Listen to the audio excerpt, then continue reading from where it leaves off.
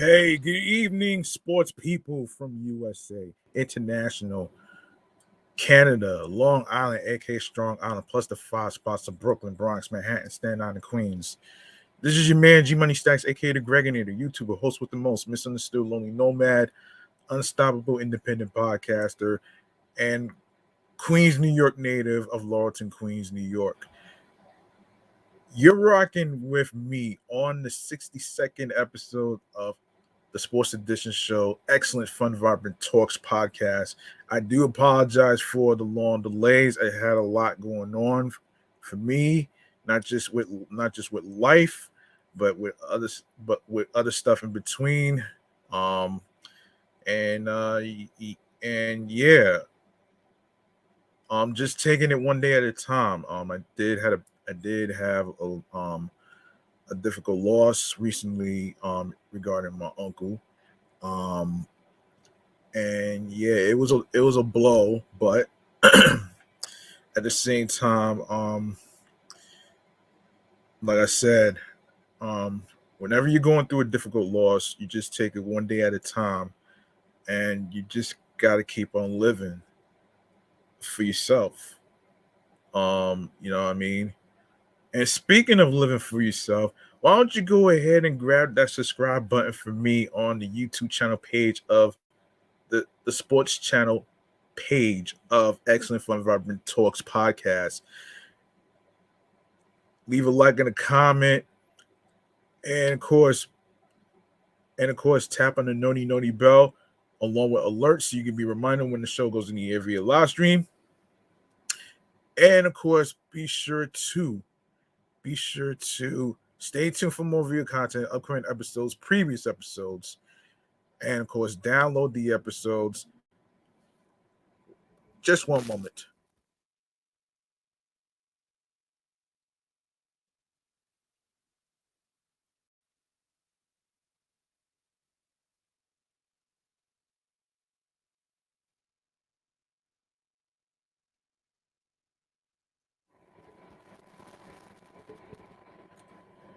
Yes,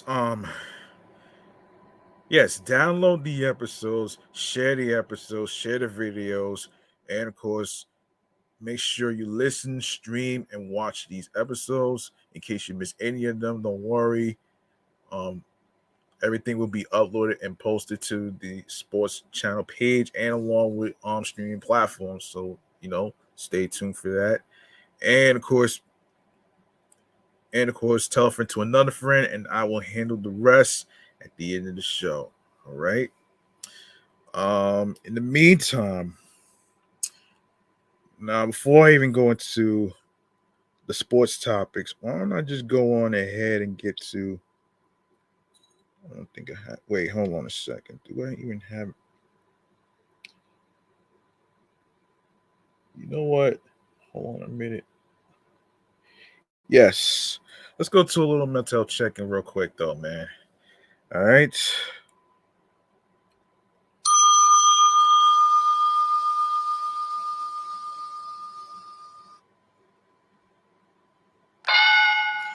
All right. How I'm feeling mentally, physically, and spiritually. As I stated in the beginning, as I stated in not really the beginning, but like as I stated before, I mentally I'm actually kind of I've been dealing with other things besides the loss of my uncle, and of course I've been dealing with a little bit of drama with someone trying to basically charge me money on my PayPal, which was of course by a scammer, which I can't stand. I can't fucking stand that shit, man.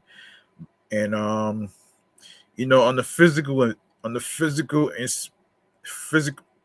on the physically and spiritually part, overall I am doing all right. Mentally, I am trying to take things one day at a time despite the difficulty of losing somebody. And I know many of you out there probably can relate. And of course, you know you know it is it is a blow. Yes, it is a blow.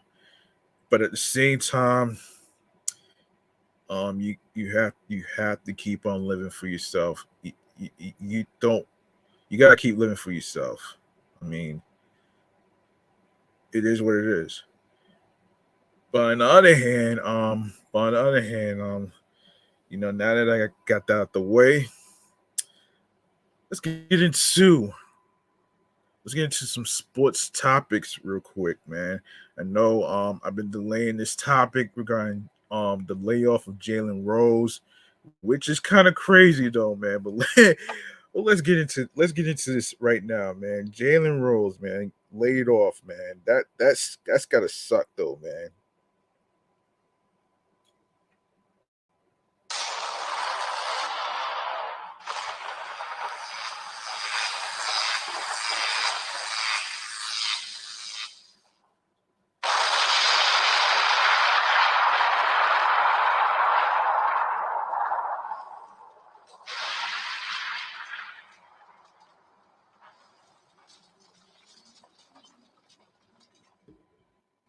Okay, former ESPN on air person Jalen Rose, according to ESPN.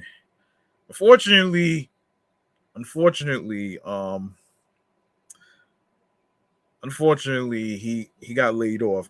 We're gonna get into the breakdown on why he got laid off in the first place, but this is this is crazy though, man. You know what I mean? Very crazy, very disappointing, but um, yeah, man. It happens. It happens to certain people, but let's get it. We're gonna get into it right here. The breakdown behind it. Um, after after I do, hang on a second. Hang on one second. After I do this,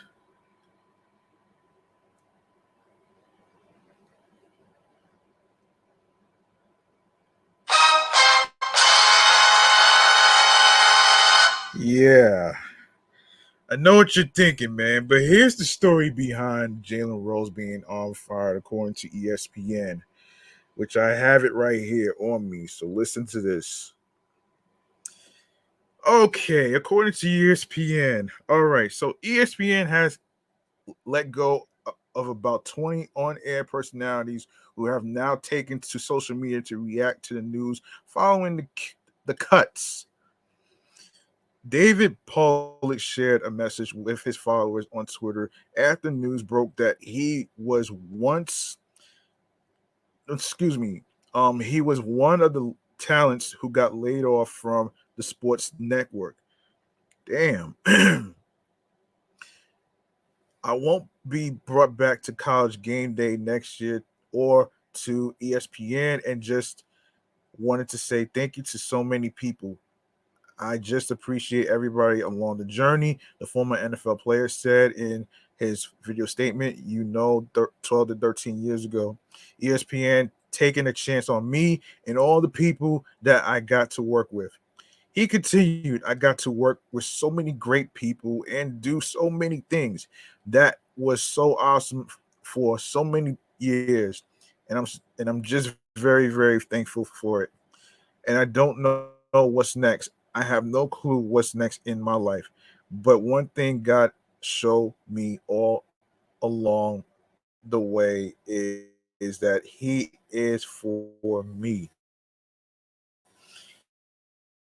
He's not against me. Serving as an analyst and throughout his tenure, contributed to other ESPN shows like College Football Playoff Top 25 Ranking Show, College Football Live, Sports Center, and College Football Playoff coverage. I I know God's got something amazing for me. I don't know what it's going to be, but thank you to all my teammates and all the people that played a part in it, and all you that watched and shared me on. Pollock added. And I don't know what's next, but I know it's gonna be amazing. Jalen Rose, who was an ESPN studio analyst for NBA Countdown and co-host of Jalen and Jacoby, quote tweeted a message that offered their support following news he was let go from the network. Appreciate you, love, Rose tweeted.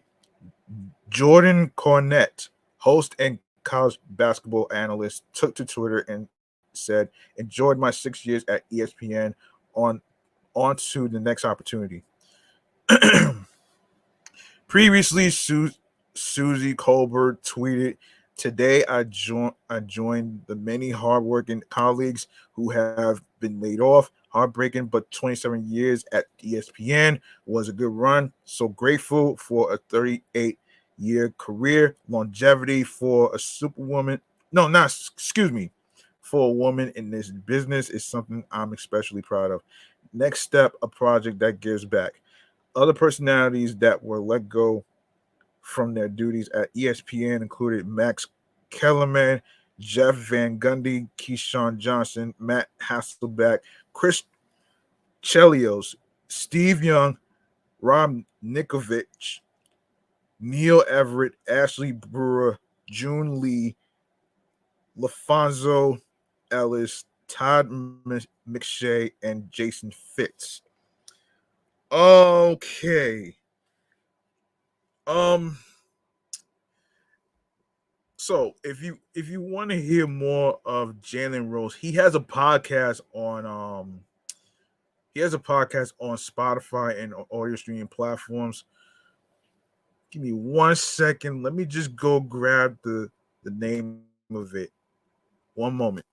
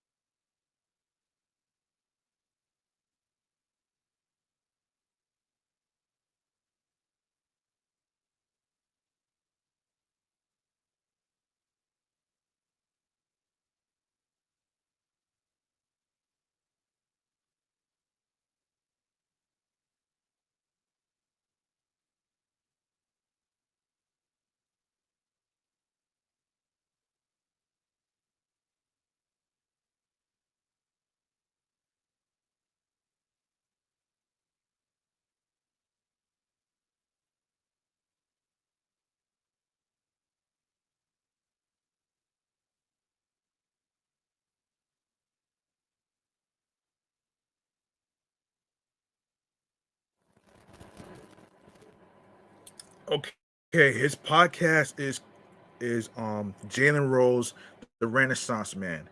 All right, you can listen to it on Spotify and wherever you get your podcasts and everything else in between. That's where you could also hear from him. Even though he's no longer on the ESPN platform, he also has a podcast, so you can hear more from him on that. So y'all could check that out and listen for yourselves. All right. That's Jalen Rose, Renaissance Man. And you can also follow him on all his socials. All right. Next we have let me see. Hold on a second. Hold on 1 second here. Next we have let me see. I forgot all about hang on a minute here. Okay, we got Tim Lacastro here. So I don't know what's going on here. Let me see. Let me see if I can find some more stories about Tim Castro. Um,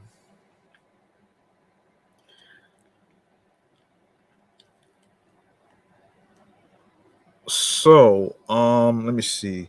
So Tim Castro signed a 1 year, with just one million $400,000 contract with the New York Mets, including a 1,400,000 guaranteed and an annual average salary of 1,400,000 In 2023, Lacastro will earn a base salary of $1,400,000 while carrying a total of $1,400,000. Wow.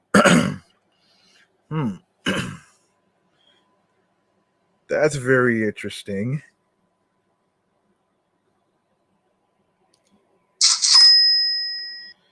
Um, Now you're probably wondering why y'all haven't heard from him. Let me see. Let me see what's going on here. Now, let me see.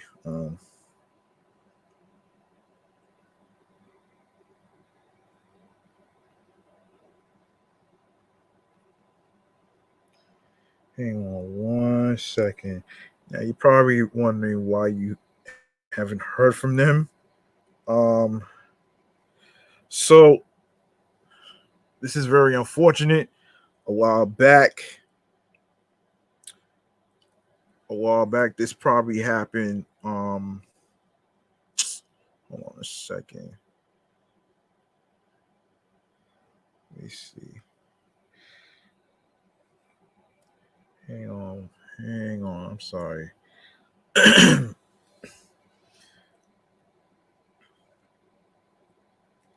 So let's see.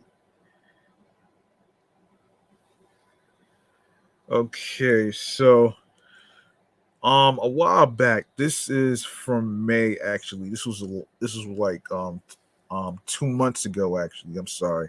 Um so according to Fox Sports, manager Mets manager Buck Showalter announced Tuesday that Tim Lacastro will require surgery to repair the torn UCL in his right thumb. Tim Healy of Newsday reports. Um, Impact Castro suffered the injury last week, just as he was nearing the end of his recovery from a back issue. He has already been moved to the 60-day injured list, and there is currently no estimated timetable for his return. Whew. Wow. Yeah. Okay, so the Mets transferred Lacastro on back from the 15-day injured list to the 60-day injured list on Friday. On the impact, this move clears out a 40-man roster spot for Gary Sanchez, which, by the way, he really got traded. He got traded to a different team who is joining New York's major league roster Friday. Lacastro originally landed on the injured list April 17th due to a lingering back issue, and then recently suffered a UCL sprain in his right thumb. There is currently no timetable for his return. And let's see. It's crazy, man. But that's why you haven't heard from Tim Castro. You know what I mean? And speaking of which, speaking of injuries, let's talk.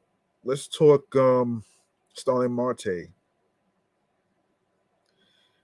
Yeah. So this is very very scary news right here. So Starling Marte's play in right field this season for the Mets hasn't passed the eye test, and the metrics support the conclusion he has slipped defensively. It could be the fact Marte is 34 years old and coming off surgery on both groins last off season. But the veteran outfielder isn't about to offer excuses for his underwhelming defensive play. Hold on.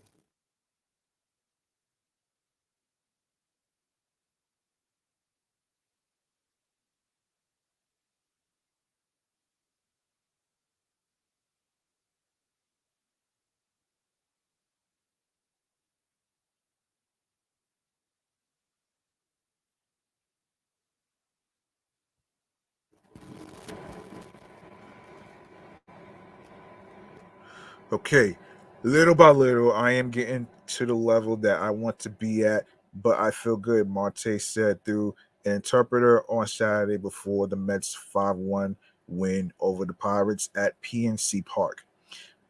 A night earlier, Marte was slow in reacting to an Austin Hedges fly ball to right field that plunked in fair territory for a two-run double. The previous night in Atlanta, he nonchalantly fielded a hit to right field, and the ball rolled past him to become a triple. Such plays have become more frequent this season for Marte. Um, According to StatCast, Marte ranks only in the seventh percentile among right fielders, with of -4 in outs above average this season. He ranks in the 24th percentile for jump on balls hit to the outfield.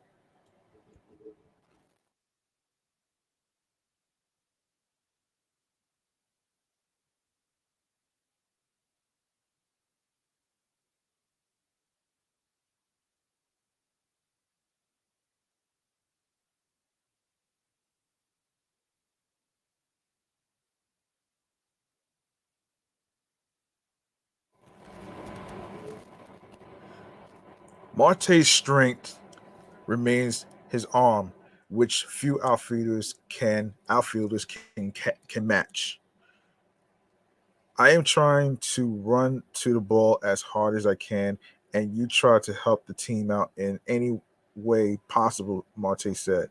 But I am doing the best that I can there to try to get those to get to those balls. The hard hit balls, there have been more this year in the sense of fewer plays made. Of course, I am playing the same position, but it's just fewer balls that have been hit that I have been able to get to.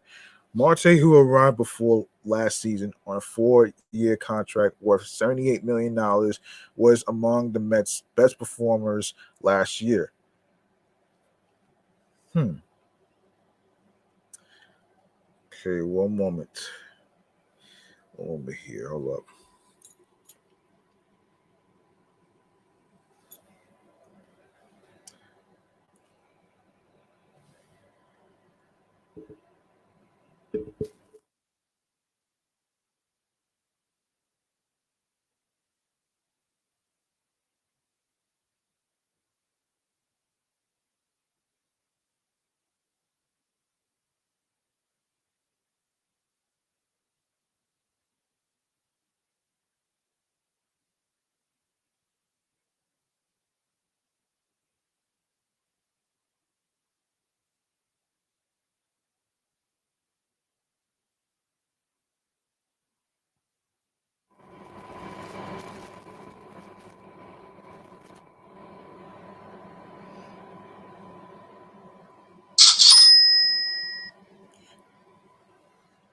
Yes, $78 million.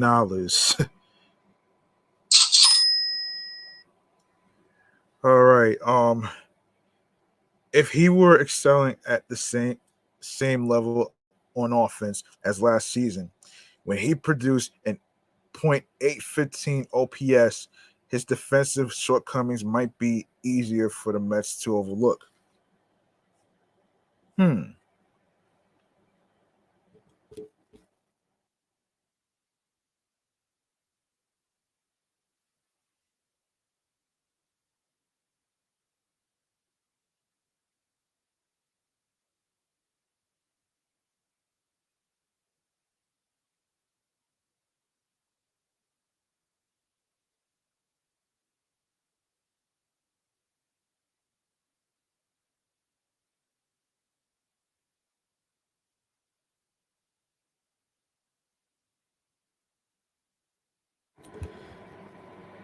But Marte, after going 1 for 4 with a run Saturday, he has a 645 OPS as one of the several players still looking to find a groove offensively.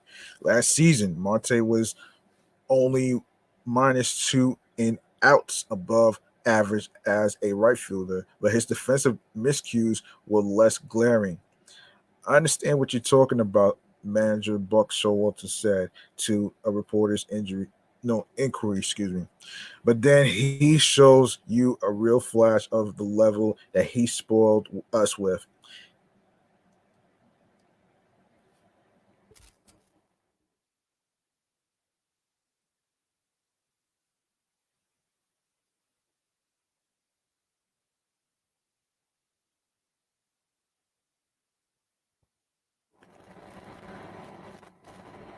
He's kind of created a high standard for himself because of what he's done in the past. So when there's some fall off of that, it's something that is evident. It's nothing that he's doing intentionally. It's just hasn't been the strength for him that it has been in the past. I am hoping that turns. Marte's underwhelming play was only one contributing factor on a team that ended a 7 game losing streak Saturday. It's frustrating because we're a competitive team and we expect to win games, but at the end of the day, we can't lose faith and we can't go too crazy. Marte said, "We have played good baseball where we have to come back in games, but we just haven't gotten the job done. It's been frustrating, but we're still a team and we're still expecting a lot of good things." In other Marte news, um,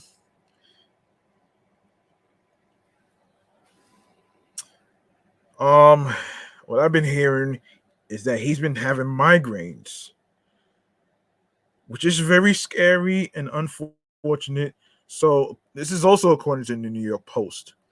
The Mets are understandably being cautious with Starling Marte, both in the way they are handling his return to action after multiple migraines, as well as in revealing details about the specifics of what the outfielder is dealing with.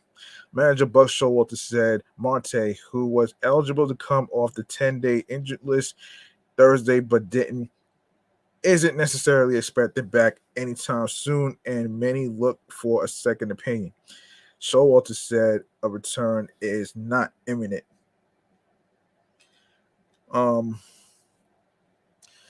Marte and his partner are also expecting a baby in the near future, so he could go to the paternity list and may wait until the baby's arrival before potentially getting the second opinion on the migraines.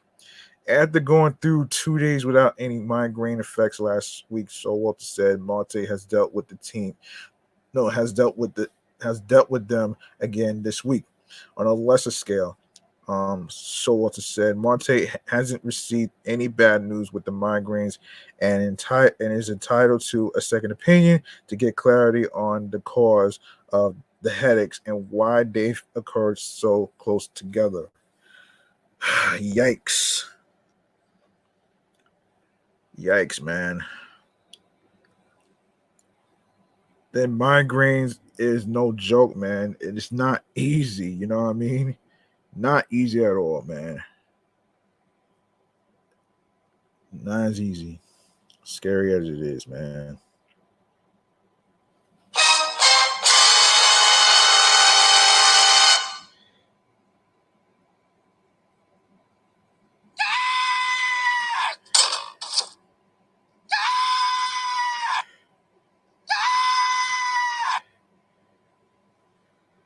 Yes. When they tell me we're ready to activate him, we will. Showalter said before the Mets 2-1 win over the Nationals and their subsequent decision to trade David Robertson to the Marlins, which I will get into the trade talks in a future episode about that. Um, we want to continue to eliminate any doubt about the headaches. Everything so far is good. There's nothing negative that makes us feel we're dealing with something else. Okay. Yes, I will do a future episode in regards to David Robinson and in regards to Max Scherzer in a trade talk episode. So stay tuned for that one right there. But Marte after going 1 for 4, hold on a second. Yes. Yeah, 1 for 4 with a run Saturday. He has a 649 OPS as one of several players still looking to find a groove offensively. Last season, Marte was only -2 in outs above average as a right fielder, but his defensive miscues were less glaring. Yeah, hold on a second. That's not where I was. Hold on a second. I'm sorry. I'm sorry. I read the wrong thing. Yes, this is where I was. I'm sorry. Sorry about that. Um, yeah, this is not. Yeah, not imminent. Yeah, not imminent. I'm sorry. Um, let me see. Like baby, so close together. Something else. Okay. Francisco Alvarez wasn't in the lineup Thursday, but not because of getting hit on the right hand Tuesday. Showalter said he's trying to manage the rookie's playing time, especially behind the plate. The 21-year-old has started 64 games at catcher for the Mets this season, plus 4 games with AAA Syracuse prior to his call up to Queens. He caught a career high 78 games at catcher last season, 77 in the minors, and one with the Mets, and 59 in 2021. We want to be careful, and if you don't watch it, he's going to make a really big jump, Showalter said. We want to be careful with the workload with Francisco and not overtax him. Tommy Fan did conditioning drills prior to the Mets win, but wasn't in the lineup Thursday as he tries to put the effects of a tight right groin behind him. Showalter said Fan would likely start in left field Friday, which already happened, um, and wanted to play Thursday. It was close, Showalter said, of the decision. Um, Kodai Singer lowered his ERA to 3.17, the fifth best in the majors, with one earned run in 6 innings on Thursday. David Peterson's temporary move to the bullpen has gone well, and he tossed 2 scoreless innings of relief on Thursday. But the left-hander's future remains as a starter, according to Showalter. Asked what the organization views Peterson as, Showalter says starter. He can do both, but we view him as a starter right now. He also noted that Peterson is probably our next option as a starter if a spot opens in the rotation. Daniel Vogelback, who tied Thursday's game with an RBI single in the eighth, is hitting 345 over his last 11 games. The last couple of outings, he's looked pretty comfortable, Showalter said. He seems to have adapted. Okay, so there is no timetable for Starling Marte. Um, so um, so remains to be seen, man. You know what I mean? Remains to be seen. Okay, so let's go to let's go to hold on a second here. Hold on 1 second. Oh wait. Hang on a second here. Hold on 1 second here.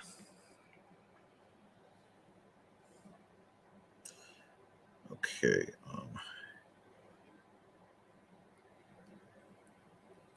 Okay, let's go to all right. This is from MLB. Let me just take a look here, and I've been saving this actually. And of course, on yes, the Mets on Thursday announced their complete 2023 coaching staff under manager Buck Showalter, Danny Barnes, assistant major league coach Jeremy Barnes, hitting coach Eric Chavez, bench coach Dom Chitty, bullpen coach, Joey Cora, infield and third baseman coach, Jeremy Hafner, pitching coach, Erick Hinske, assistant hitting coach, Wayne Kirby, outfielder and first base coach, Glenn Sherlock, catching and strategy coach. Returning to the staff in 2023 will be Danny Barnes, uh, Jeremy Barnes, Eric Chavez, Joey Cora, Jeremy Hafner, Wayne Kirby, and Glenn Sherlock. Chavez, who was the team's hitting coach in 2022, will now serve as bench coach. Jeremy Barnes, who held the role of assistant hitting coach last year.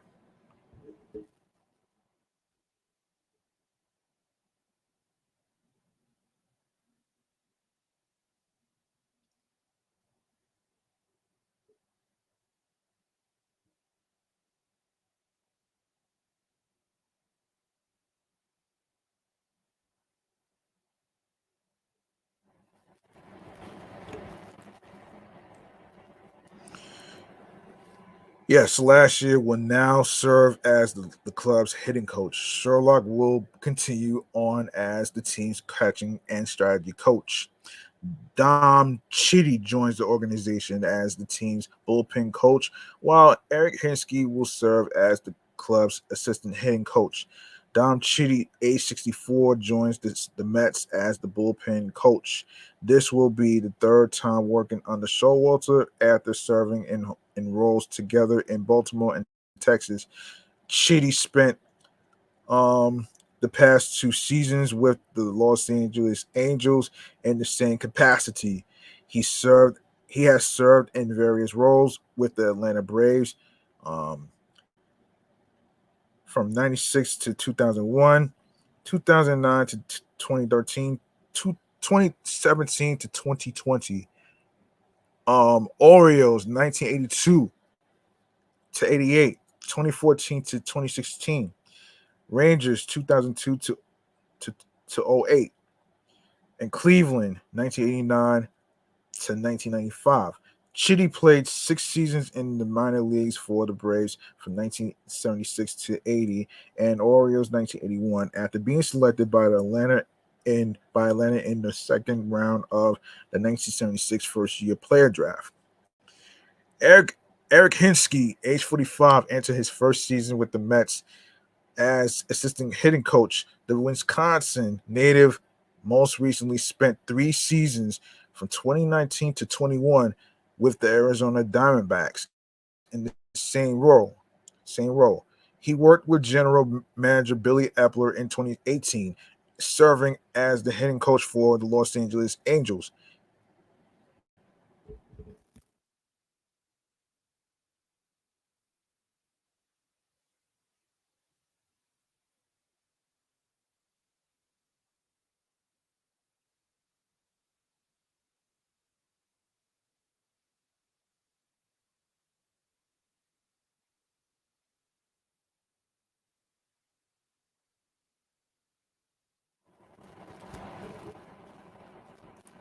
Hinske began his coaching career with the Chicago Cubs, serving as the first base coach in 2014, before becoming the assistant hitting coach from 2015 to 17.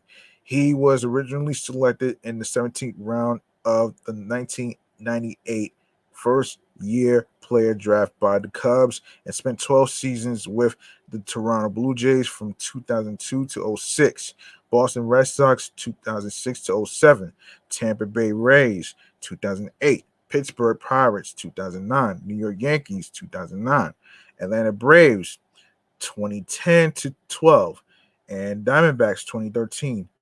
Hinske was named the AL Rookie of the Year in 2002 as a member of the Blue Jays after batting 279, 365, 481 with 99 runs, 38 doubles, two triples, 24 home runs, 84 RBIs, 13 steals, and an 845 OPS. Okay, uh wait a second. Let me see. Let me see. All right. I'll get to Luke Voit in a sec. I'll get to Luke Voit in a sec. Let's see.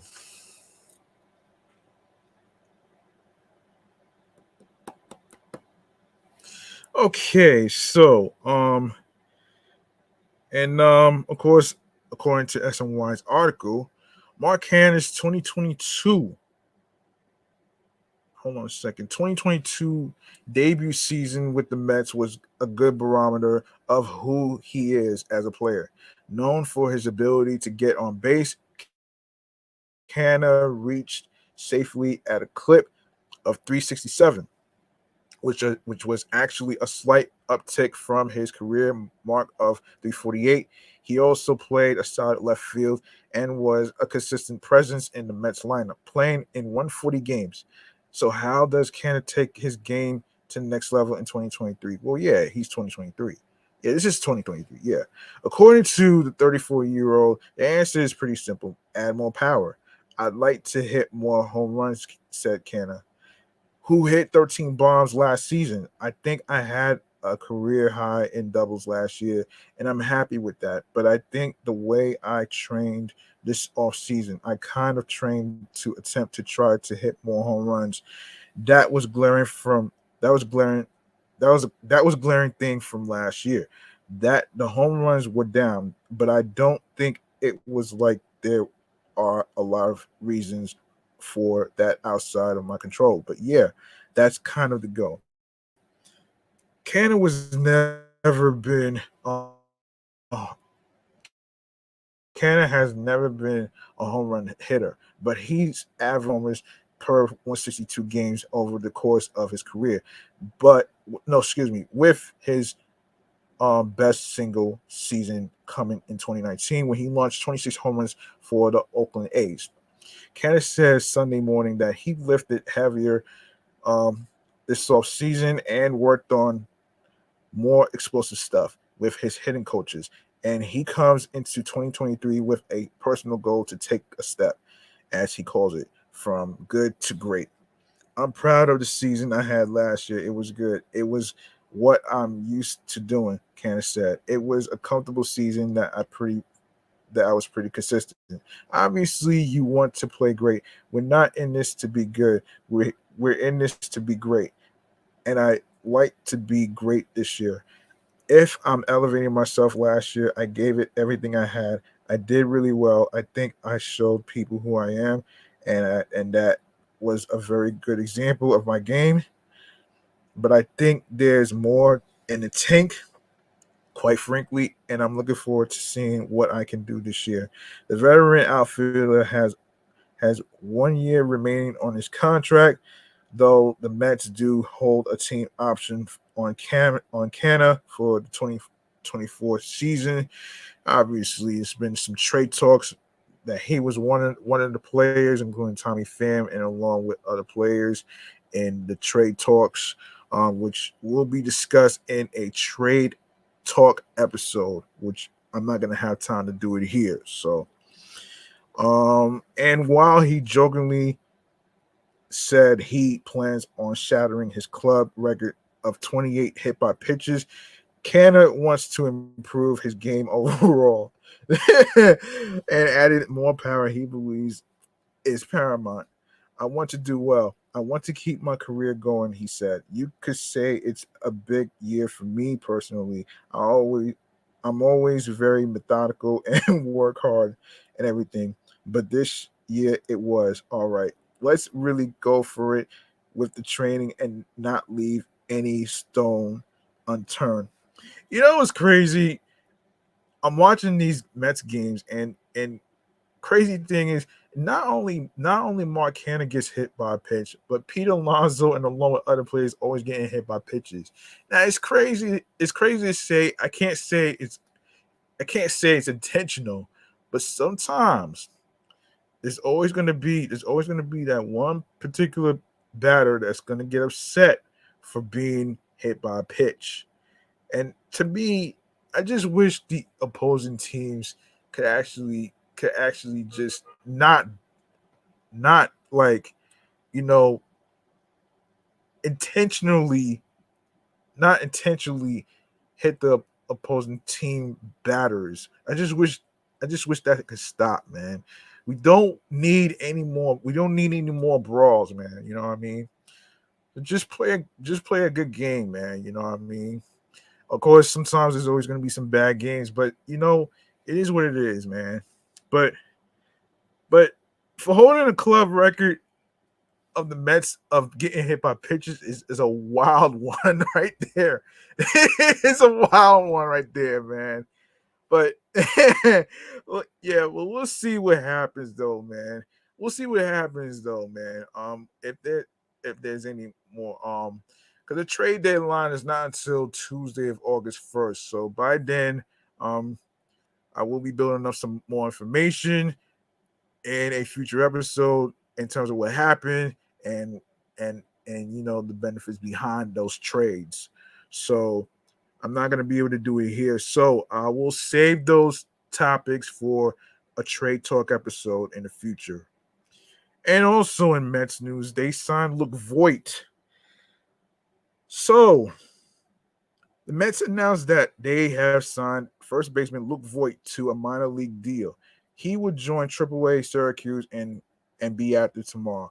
It's been a rough season so far for Voit, age 32, who got into 22 games with the Brewers, but hit just 221, 284, 265 while striking out in 36.5% of his plate appearances. That led to Milwaukee releasing him back to the open market. Oh, wow. Wow. Isn't that something? That's crazy, man. Sorry about that, folks. I don't know what's going on here, but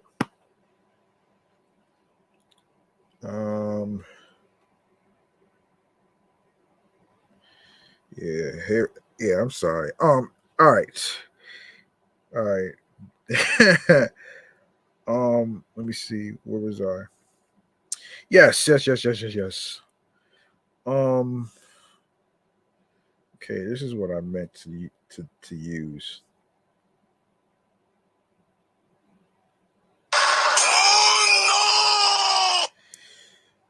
That part right there, man.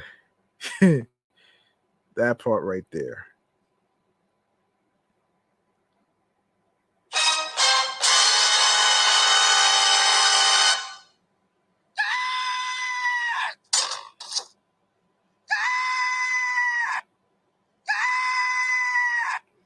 Okay, there's more to the story about Luke Voit. So Voigt's production has been tailing off for a few years now, but this latest drop was the steepest. In the shortened 2020 season, Voit led the majors by hitting 22 home runs despite the truncated schedule. He slashed 277, 338, 610 on the year for a WRC plus of 153. Not sure what that is. But in 2021, he made multiple trips to the injured list and hit a diminished 239, 328, 437 WRC plus of 112. The Yankees effectively replaced him with Anthony Rizzo while he was hurt and then flipped Voit to the Padres going into 2022.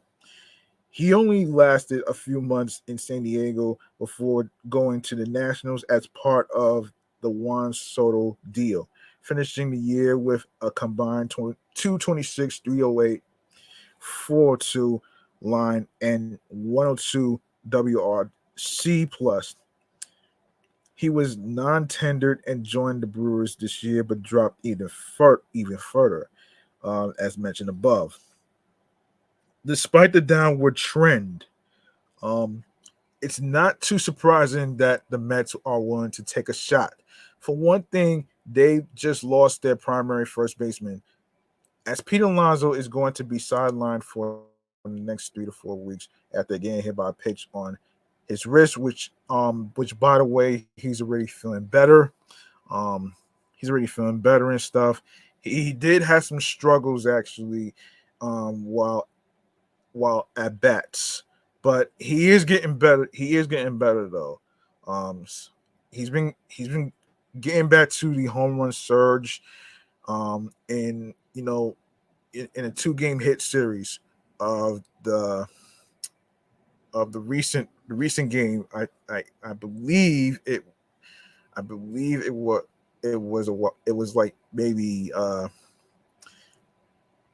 yeah, with the Nationals. Yes, yes, yes, yes. And the previous teams they played, which I'm not going to get into it. Um anyway, so in the past few days, they've used Mark Canha and Mark Vientos to cover up the cold corner. Canha is primarily an outfielder who hasn't played the position regularly since 2015, while Vientos is a rookie who has hit just 167, 233, 256 through his first 86 major league plate appearances. If Voit can get into a decent groove at Syracuse, he could perhaps force his way back into the picture. Doing so could push Canha back into the outfield or Vientos to the minors, depending on how things play out in the coming weeks. The other appeal for the Mets is the low cost. Since Voigt was released, the Brewers remain on the hook for the remainder of his $2 million, $2 multi-million salary.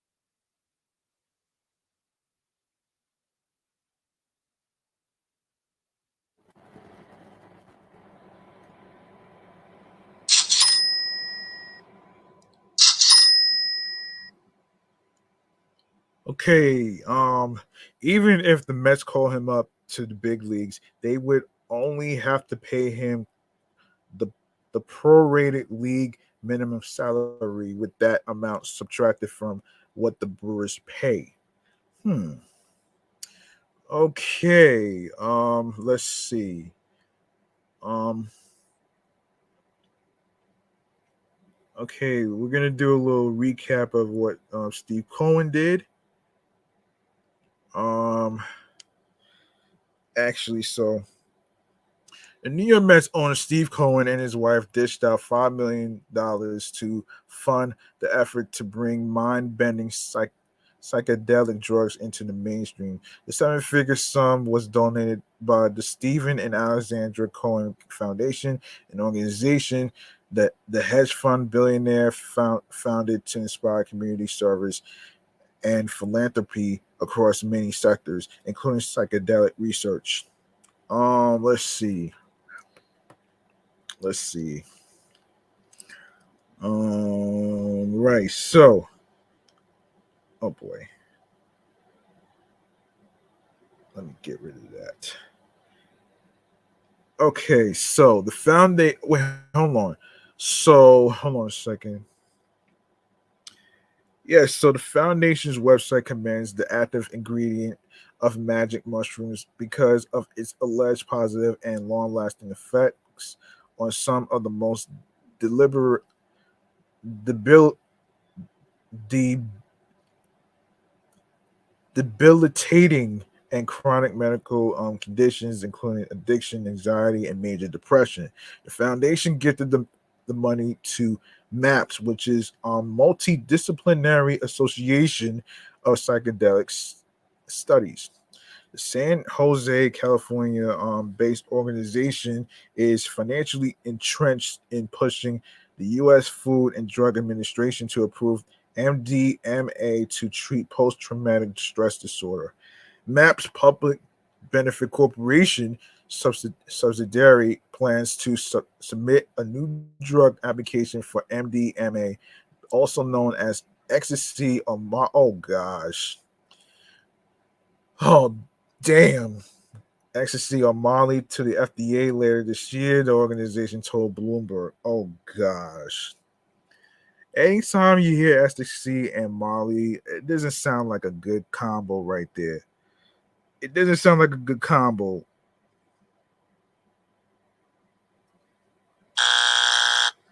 Yeah, it does not sound like a good combo right there, though. Let's see. Oh my gosh. Oh man. That doesn't sound like a fucking good combo, man. If the mind altering drug is approved by the FDA to assist in PTSD treatment, MAPS has pledged to create a patient assistance fund that would give individuals in need access to MDMA. The outlet reported. Cohen's $5 million will be used towards the fund if the FDA approves the move. However, if the FDA denies the more mainstream use of MDMA, the $5 million will simply serve as a grant in support of MAP's work, according to Bloomberg. Wow. Oh boy.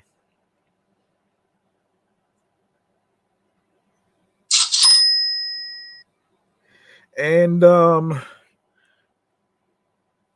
Stephen and Alexandra Cohen Foundation's website touts itself as one of the largest private funders of psychedelic research in the country, have donated nearly $19 million to the projects related to, ugh, including an earlier.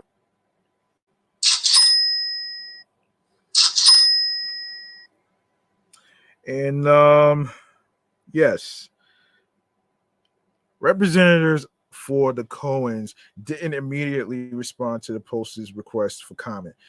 Steve Cohen, age 67, is worth an estimated $17.5 billion wealth he had accumulated as the leader of hedge fund SAC Capital Advisors, which shuttered in 2016 after the firm pleaded guilty to insider trading charges.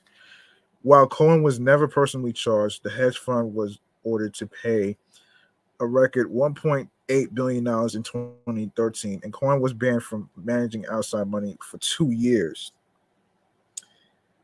Cohen made his highly anticipated Wall Street comeback in February 2018 with the launch of a new fund, Point 772 Asset Management, which earned him more than 1.7 billion dollars in personal capital gains in 2020.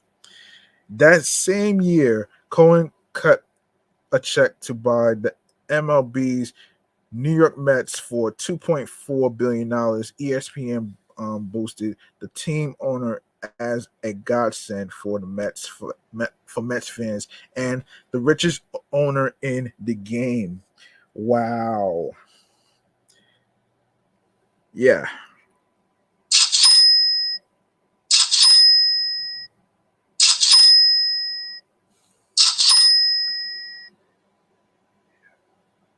Yes, Cohen has also spent his fortune on psychedelic research, but he's not the only deep pocketed businessman doing so.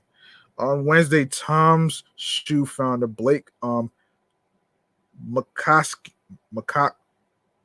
Makowski pledged $100 million towards the effort. Ooh. Um, Hold on one second. I'm sorry about this, folks. Um, Let me put this on pause. Hold on a second here. I'm sorry. I'm gonna restart the Instagram live feed, so just give me a sec.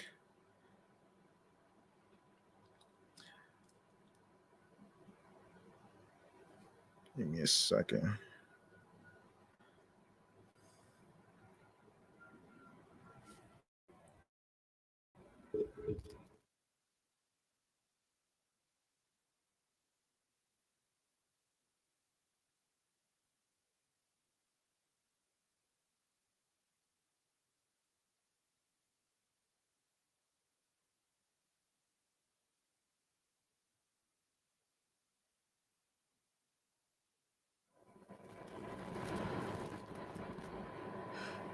Hey, sorry about that, folks. I had to restart the Instagram live feed of the podcast show page. Apparently there's like a time limit. I don't know what the hell's going on.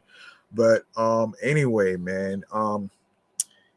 So yeah, a little recap of what we talked about. So far we talked about Jalen Rose getting laid off, and of course Tim Lacastro, who with the Mets, who is also on the injured list, Starling Marte and his migraines, Mark Canha, Luke Voit, um, we also, and of course Erick Hinske, and of course Steve Cohen is one of the topics that I'm actually on right now. So just a little recap, man, before the other video just cut off. But anyway, man, let's get back to this. All right, so on Wednesday time, yeah, I already read that part. I don't see a chance in my lifetime to be part of something else that could end so much human suffering, Mikowski said earlier this week during the MAPS Psychedelic Science Conference in Denver, Colorado. Bloomberg reported. Okay. Um, yeah.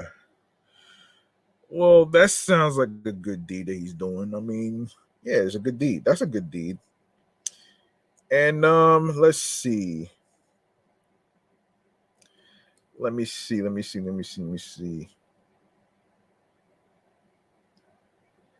me see this. All right, so let's go to the analysis of Jeff McNeil.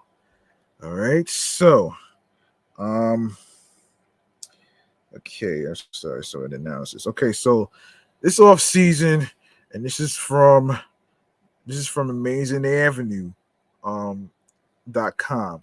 This off season, Jeff McNeil solidified his future by signing a 4-year, $50 million contract extension with the New York Mets. McNeil, whose name has come up many times since his debut as a potential trade piece, is now poised to spend most of it, if not his entire career, in Queens. It was great. It was a great move for both sides since McNeil now play without any future decisions looming over his head. And the Mets have locked down one of their best hitters for years to come. McNeil, since his debut in 2018, has been of the Mets' most exciting players. His game is built around ability to put the ball in play and hit for a high average. A high average. Um, Hold on. Let me do one thing, man. Yeah, we do. I forgot. We do one thing. Yes. Let's see. Where was I? Where was I? High average. Yes. Over the course of the 5 seasons in the league, um, he's hit 307, 370, 458 with a 131 WRC plus. Um, and has been worth a total of 16.1 FWAR. Those numbers are lower than last season and are being brought down a bit by his bad 2021 when he hit 251, 319, 360 with a below average 92 WRC plus. He has been also a key utility player for the Mets, while he has spent the majority of his time at second base. He has also found time at third base and both corner outfield spots. Last year was McNeil's best year in the league. He hit 326, 382, 454 with a 143 WRC plus and a career high 5.9 FWAR, excuse me, which was the second highest in terms of Mets position players. He made his second All Star appearance in his career. What was the National League and MLB batting champion and won his first Silver Slugger. It was more than just a bounce back season. It was a statement showing his worth to the team and just how good he can be when playing to his full potential. He should have a good season this year. Fangraphs Zips projections have him hitting, 289, 353, 419 with a 125 WRC plus and 3.5 FWR. Those projections are also being dragged down by 2021. And it wouldn't be a surprise to see McNeil outperform those expectations as long as McNeil stays healthy. It wouldn't be a surprise to anyone to see him back in the hunt for another batting title. Of course, staying healthy is the big caveat here.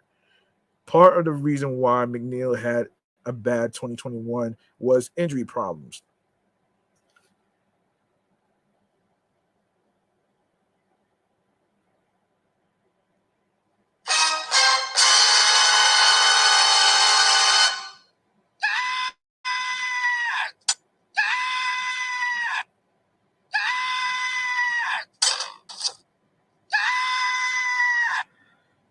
Yes. Hold on one moment.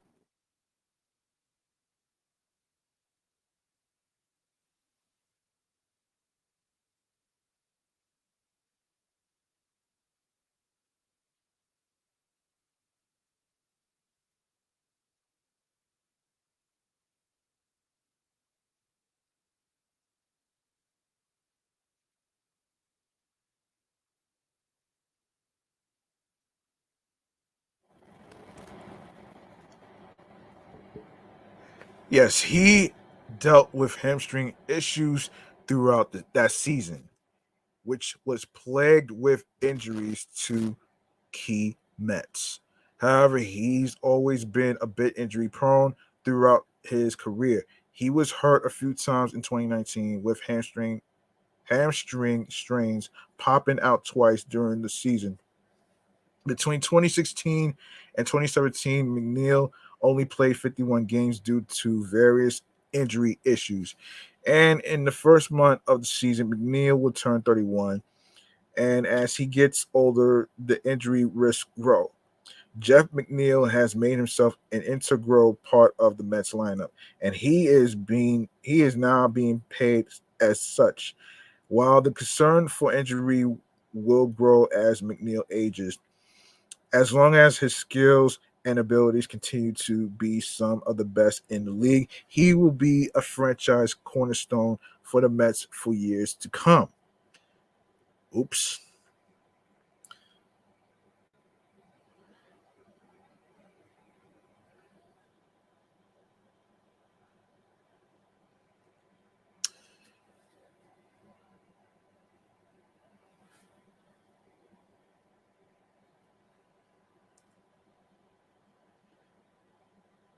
For years to come. Sorry about that.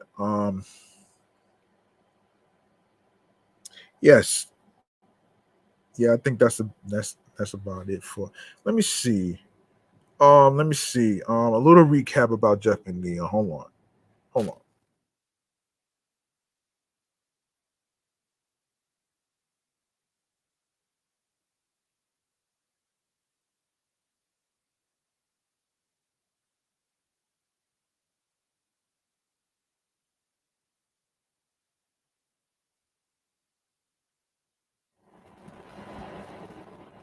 Okay, and Fan Nation inside the Mets, and this is from SportsIllustrated.com.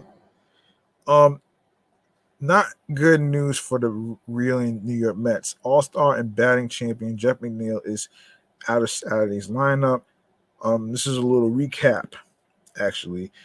A lineup against the Philadelphia Phillies with a sore left wrist, as manager Buck Showalter told reporters. Um, Showalter added that McNeil suffered the injury during Friday night's 5-1 loss, and that he could potentially be available off the bench today, but that is to be determined. Coming off a season in which he won the batting title and was an all-star for the second time in his career. McNeil has struggled in 2023. In 75 games, he is slashing just 264, 344, 335 with a 679 OPS, 3 home runs, and 21 RBIs. Last season, McNeil hit 326, 382, 454 with a 836 OPS, 9 home runs, and 62 RBIs. McNeil can be chalked up as one of the many underperforming veterans on the Mets roster this season. This has led to a disappointing start for a team with high expectations that has the highest payroll of all time at $377 million. $377 million.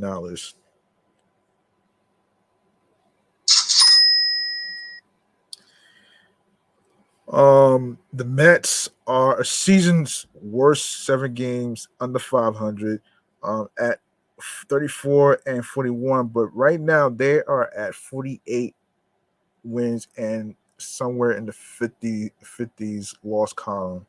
So they're not at 34 right now. So this is a little recap, like I said, on the year. They are 14 games back of the Atlanta Braves in the National League East, closer to last place in the division than first place.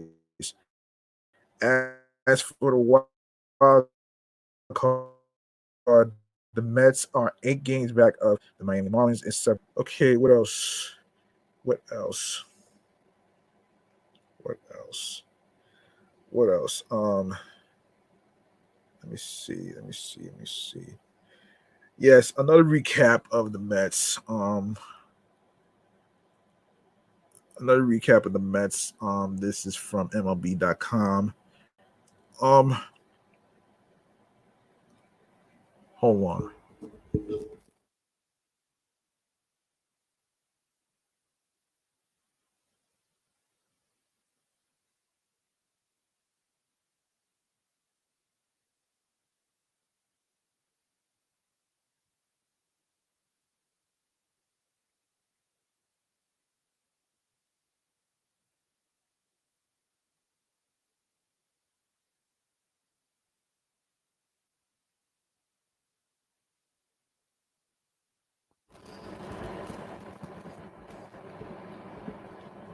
Yes. Yes, according to MLB.com, this took place in Detroit for the better part of 20 minutes on Tuesday evening. Brandon Nimble stood in a blue hooded sweatshirt, signing autographs, taking selfies, and chatting up a line of several dozen Mets fans near the visiting dugout. For most of them, it was the closest thing to baseball that they've seen. Excuse me, that they've seen in recent years. It was becoming a soggy trend. The Mets had their game postponed due to rain for the third time in 4 days, and actually, it's more than that. The Mets and Tigers waited out a delay of more than an hour at um, Comerica Park before deciding to push the game to Wednesday. This is a recap. The teams are now scheduled to play a split doubleheader on Wednesday at 1:40. This was and 6:40 p.m., which already happened with Joey Lacasey and Max Scherzer starting in that order. And fans holding tickets for Tuesday's rainout can use them for the 1:40 p.m. game on Wednesday or exchange them for another Tigers home game within the next 12 months, excluding the 2024 opener. The rain now continued what has been a disjointed recent schedule for the Mets, who played a rain-shortened 5-inning game against the Braves on Friday, were washed out Saturday and Sunday at Citi Field, then played a doubleheader on Monday before flying to Detroit. The Mets arrived to more rain more wind and even colder temperatures than what they experience in Queens. Thankfully, for both teams, a reprieve is in sight. Wednesday's forecast appears considerably more pleasant, with some early rain giving way to drier skies in the afternoon. With better weather will come a long-awaited return for Scherzer, whose 10-game sticky stuff suspension has lasted 13 calendar days, in large part because of the rain. Scherzer, who will pitch at Comerica Park for the second time as a visitor after playing for the Tigers from 2010 to 2014, offered notes of frustration about his lingering suspension, but gladness that the episode is now in his past. And I think he's looking forward to getting back with the team and contributing more than anything. Manager Buck Showalter said, "That's behind him. It is what it is. We all have an opinion on it. I think everybody's looking forward to getting it behind us and having him pitch. One benefit to the suspension is that it gave Scherzer time to heal his achy back, which had been bothering him in early April. Calling it an ailment, not an injury," Scherzer said. He now feels his back is in the right spot as he prepares to face his old team. Um, I have a lot of great memories here. Scherzer said the 5 years I was here were arguably the best 5 years in recent history for the Tigers. To be a part of that run was awesome. We had such great teams, great players. This is where I developed. I really came into my own here. To reflect upon it, it was a huge 5 years. Okay. Okay, what else? What else? Okay, what else?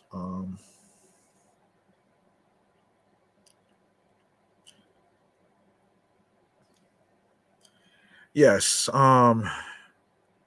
Before I continue, let me see if I have any more things to talk about here. Um, let me see.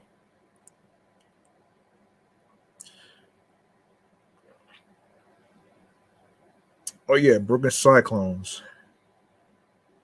Brooklyn Cyclones. I'm sorry. Yeah. Damn it.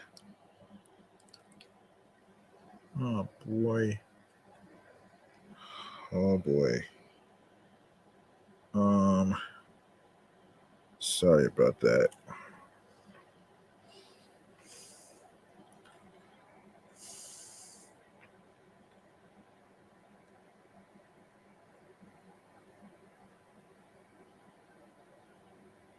Um. Wait. Give me 1 second. Okay. I think this is close enough that I can get to. This is MILB .com. Okay, so and this took place in Brooklyn, New York, June 24th, which was 2 months ago of this year. The Brooklyn Cyclones shut out the Hudson Valley Renegades. Oh shit. Oh man, that's fucking hilarious. On Saturday on Saturday evening. Oh shit. Saturday evening at um Mamonades Park, 2-zip. The win marks Brooklyn's third straight victory. It's the first time in Clones have taken three straight since May 17th to the 21st, when Brooklyn took four in a row over the Renegades in Wappingers Falls. The victory also marks the Cyclones' sixth shutout win of the 2023 season. Um, right hand pitcher Cameron Foster, Brooklyn's probable starter, was a late scratch due to a lower back tightness. Uh, right-handed right-handed pitcher Joshua Corneli made the start in Foster's place. Corneli had not started a game since 2019, operating exclusively as a reliever. The Caracas Venezuela native hurled 3 innings of two-hit ball while striking out 5. Right-handed pitcher Dylan Tebrake, Tebrake, left-handed pitcher Eli Akeni, and right-handed pitcher Wilkin Ramos carried the load the rest of the way en route to the shutout. The only scoring of the entire contest occurred in the home half of the first inning after center fielder Alex Ramirez led the frame off with a walk. Catcher Kevin Parada lined a triple to center field, plating Ramirez for the game's first run. The 2022 first round pick has now hit safely in 7 straight games with 5 extra base hits during that span. The very next batter, right fielder Abraham Almonte, skied a sacrifice fly to right, doubling Brooklyn's lead. No runs scored on either side the rest of the way. Brooklyn can clinch the series win over Hudson Valley tomorrow at 2 p.m. Um, at Maimonides Park. Left-handed pitcher Jose Quintana, which he's also back with the Mets. He's gonna be starting. He's gonna be starting. What is it? Tuesday's game with Tuesday's game. I forget what team actually, but let me. Yeah. He's set to make a major league rehab assignment appearance with the Clones. He'll oppose right-handed pitcher Drew Thorpe, um, the number 6 prospect in the Yankees organization, according to MLB Pipeline. Let's see. I think. Let's see. Is that it? Yeah. Wait. Um. Okay. So Cyclones end series on a high note. Take down Wilmington 11-7. Brooklyn earned series split as all 9 Cyclones record a base hit. Damn. Yeah, that's pretty good though, man. I mean, look, um,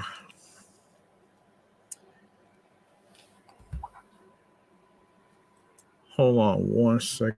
I want to check something real quick.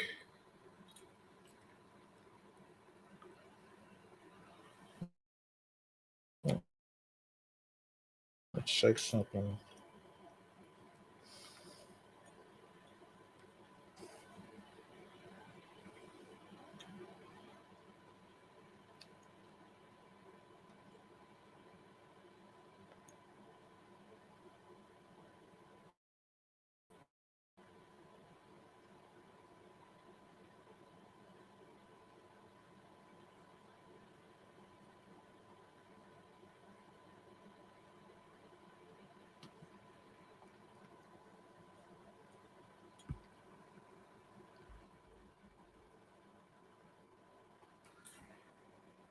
Okay, so Jose Quintana is going to be starting in Kansas City, I believe. Yeah, Kansas City Royals on Tuesday. The Mets are off, so just want to give a little update on that one. Um, yeah, what else? Okay, what else? Let me see. Okay, so one more recap I want to do before I wrap up here. Um, one more recap I want to do before I wrap up here, actually. Let me see something here. Let me see if I covered the base. Cover the bases. Yeah. Oh wait. Justin Verlander. Oh wait. Oh my. Oh wait. Justin Verlander.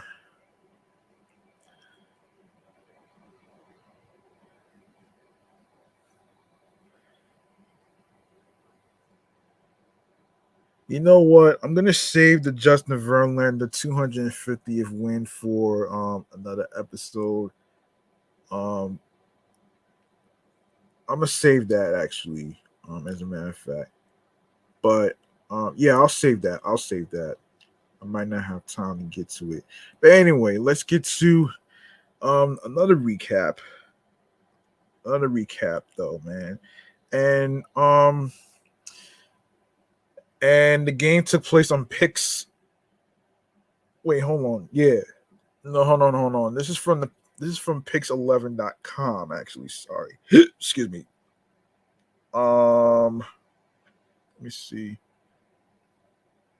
Yes, so took place in Miami. Kodai Senga struck out 8 in his major league debut, wearing a glove with an image of a ghost and a pitchfork in reference to his ghost forkball.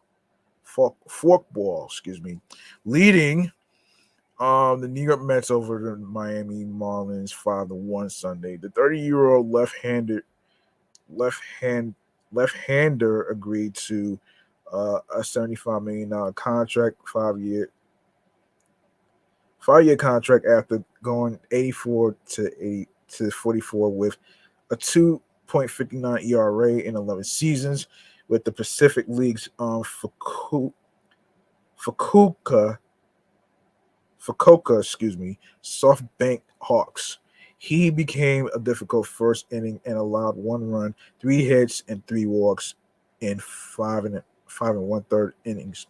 Sanger averaged 96.8 miles per hour with 32 fastballs, the fastest 99 per hour miles per hour, and threw 26 footballs, 18 sweepers, and 22 cutters. His 8 strikeouts tied Kishin Kawakami and Masahiro Tanaka for the fourth most by a Japanese pitcher in an MLB debut, trailing only Kazuhisa um, Ashi and Daisuke Maza, Masazuka and Hideki Arabu. Sanger's day ended on his 80th pitch, a strikeout with Jazz Chisholm Jr. to lead off the sixth, and the large contingent of Mets fans at Lone Depot Park cheered Sanger while he returned to the dugout. Dennis Santana, John Curtis, and Steven Nagosic completed a 4-hitter. Tommy Pham had 3 hits and 3 RBIs, finished a triple shy of the cycle as the Mets won for the third time in the 4-game opening series. Trevor Rogers gave up 4 runs, 4 hits, 2 walks, and two batters in 4 1/3. Hold on a second.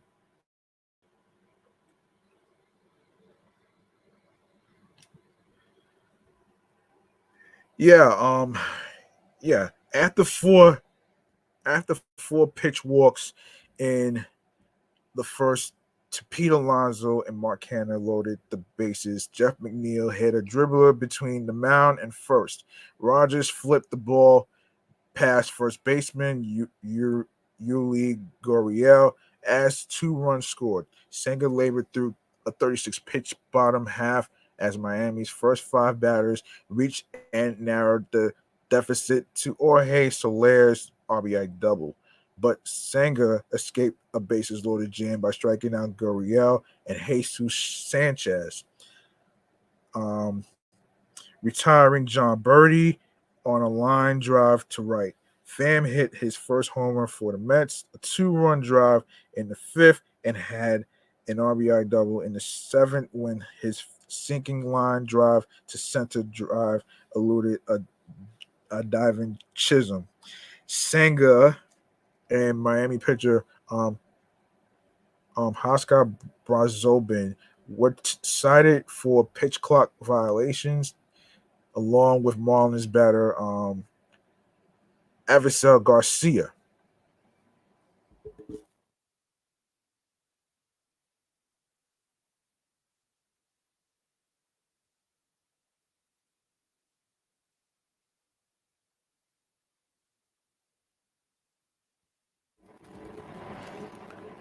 Tim Lacastro was hit by pitches leading off the fifth and seventh inning. He scored both times in front of Pham's homer and double. Garcia headed to the dugout, apparently thinking he had swung and missed for the third strike on a full count in the first. But instead of becoming Senga's first major league strikeout, Garcia was told his swing had tipped the mitt of catcher Tomas Nido. Garcia took the next pitch and reached on a walk. And of course, outfielder Brandon Nimmo was given most of the game off until he pinch hit in the ninth and remained as a defensive replacement. Pham started in center and hit leadoff against the left-handed Rogers. Right-handed pitcher Carlos Cookie Carrasco will start the opener of a three-game series at Milwaukee on Monday, while the Brewers will go with right-handed pitcher Freddie Peralta. Now, this is a recap. This is a recap that I'm doing. So, Marlins off-season free agent acquisition, right-handed pitcher Johnny Cueto makes his Miami debut in the opener of a three-game home set against Minnesota. Right-handed pitcher Tyler um, Mc- um, Tyler Marte will start for the Twins. And a little side note, like I said, congratulations. I want to say congratulations to Justin Verlander for making a big milestone on a 200 what is it 250 win, yeah, the most wins out of major league pitchers, man. Congratulations to him. let me just make some no- Let me make some noise because this is very monumental. This is very special, actually. So, so very special. And then I actually was watching the game when they were playing against the Nationals.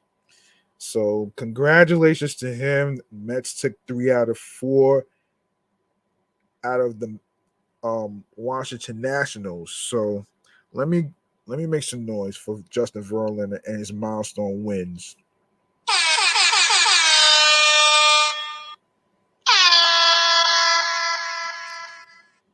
Okay.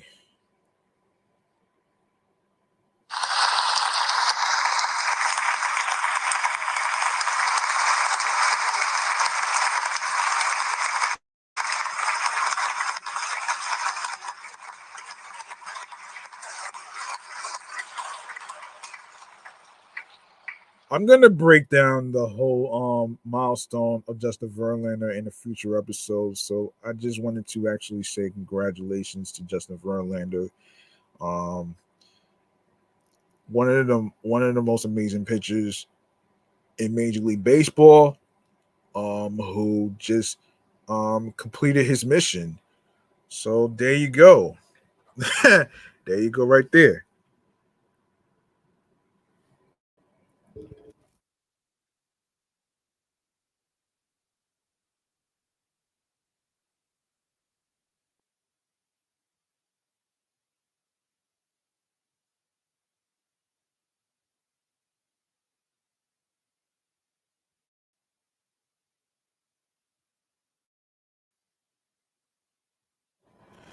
Okay, our next and final segment of the day of this episode will be stream choices on the go, man. Let's get into it right here, right now. All right, check this out. You can follow the sports podcast platform, Excellent Fun Vibrant Talks podcast on Threads, alongside with alongside with um alongside with Meticulous Vibe Juice podcast, and of course off the Meat Rat Cheese New York podcast, as well as Facebook and Instagram. They're all the same. They're all the same. They're the same usernames as the one on Instagram. So you got Threads, you got Instagram, and of course myself, G Money Stacks 555 in Queens, New York. It's all the same in Threads from Instagram. So there you have it right there. And turn on your notifications on both social media platforms, Threads and Instagram. I will let you know when each episode is going to be dropping, and I will let you know on whatever questions I'm going to be putting up for this sports platform of this podcast right there. And yeah, so and also if you go to the link in bio, you're gonna see a whole list of stream platforms, including the visuals for videos and stuff.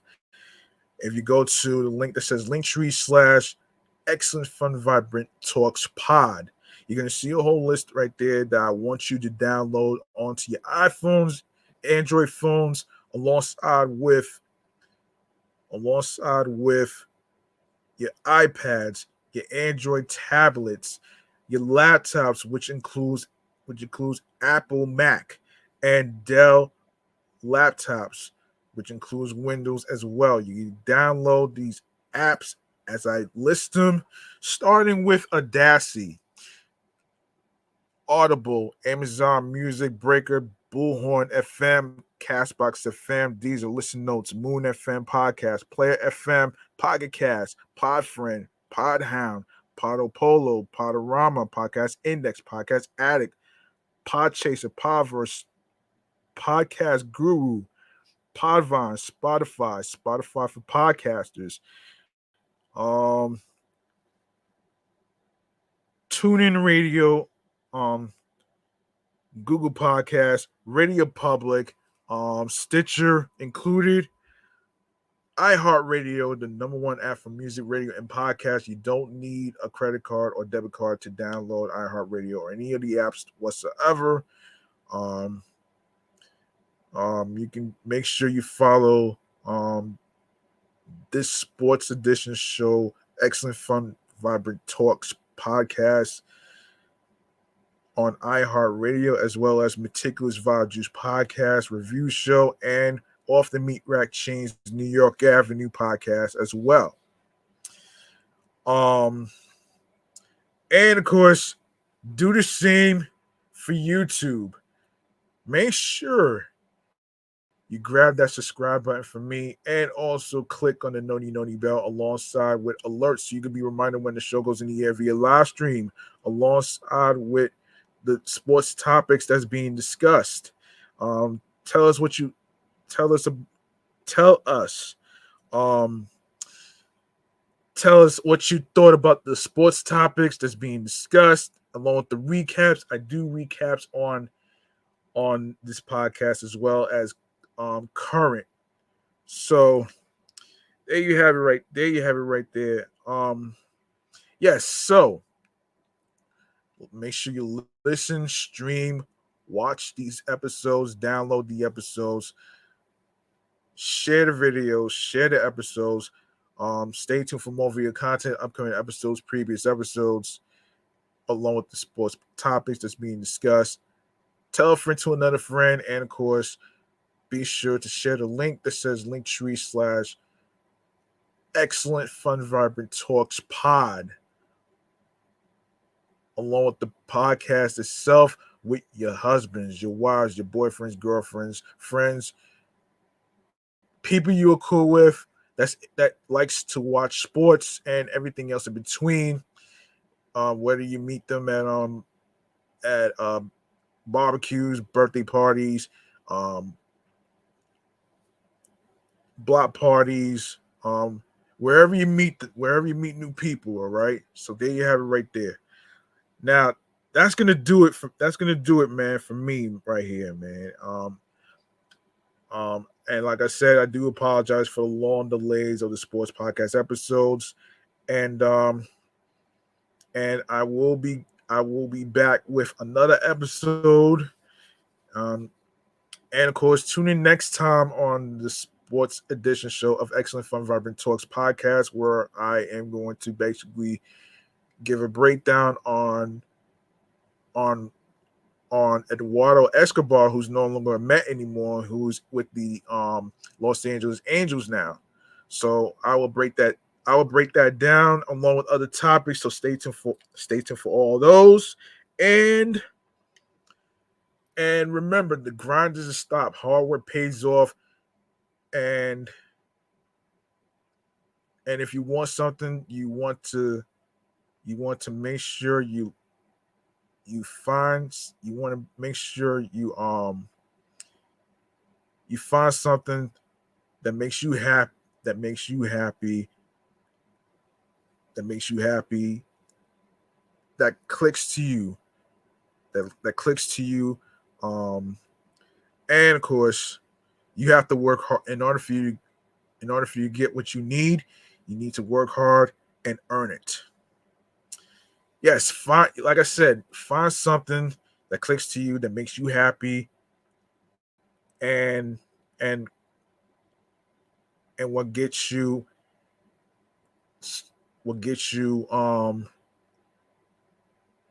energized your for your whether you are doing whatever career field you're doing. You follow your goals and dreams. Don't let anybody stop you or anything like that. And also remember, you don't need other people's validation. You the only person you need to validate is yourself. And go ahead, follow your instincts, find things that actually clicks to you creatively, as far as ideas,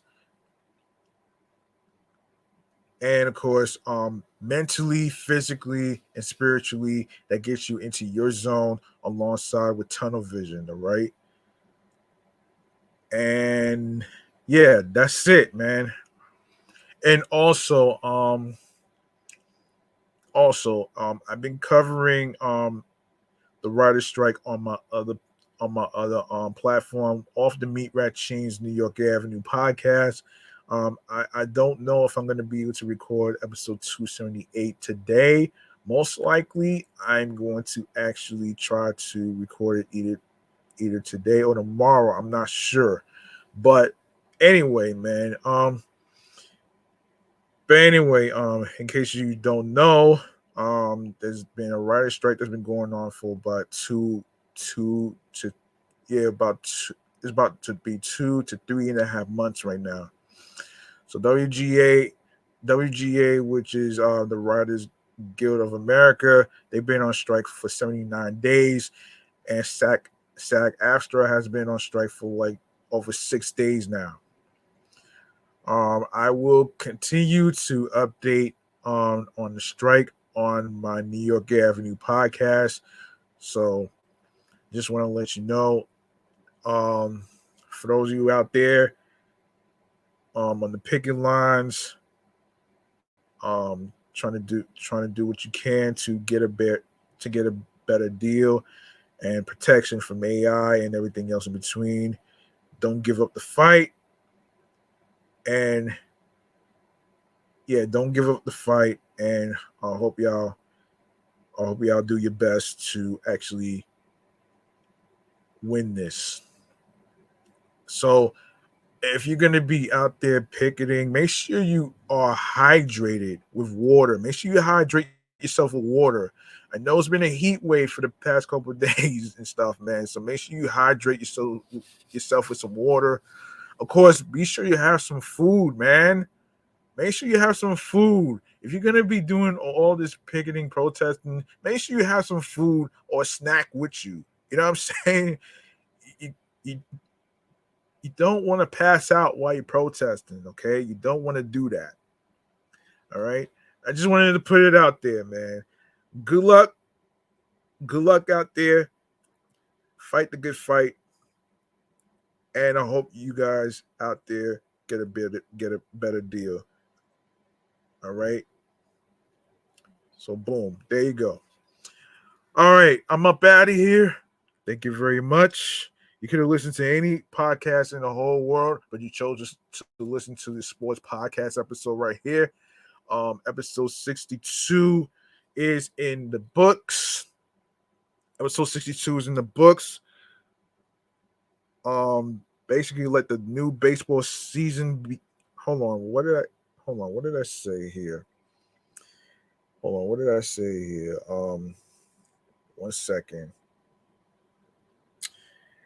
1 second here.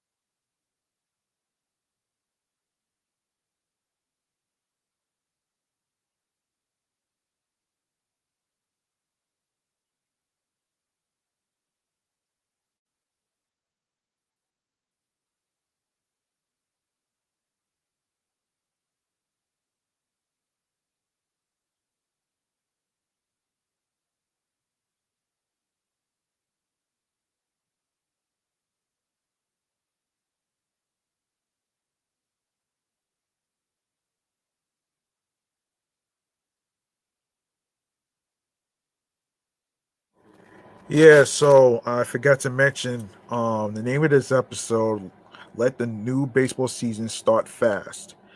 So that's pretty much dedicated to the baseball season that already started. So, yeah, so that's it for me, man. I'm up out of here. You chose to listen to this sports podcast. I really appreciate every single one of y'all for tuning in and rocking with me. And I do apologize for restarting the Instagram live feed because there was a time limit that was going on, which I don't understand why. But anyway, I digress on that one. I hope y'all enjoy the rest of your sports weekend and everything else. Stay tuned for more new topics and all the other stuff whatsoever. And and yeah, peace and one love. And of course, be careful out there. Be careful out there. Be safe. And good night, everybody. Nighty night.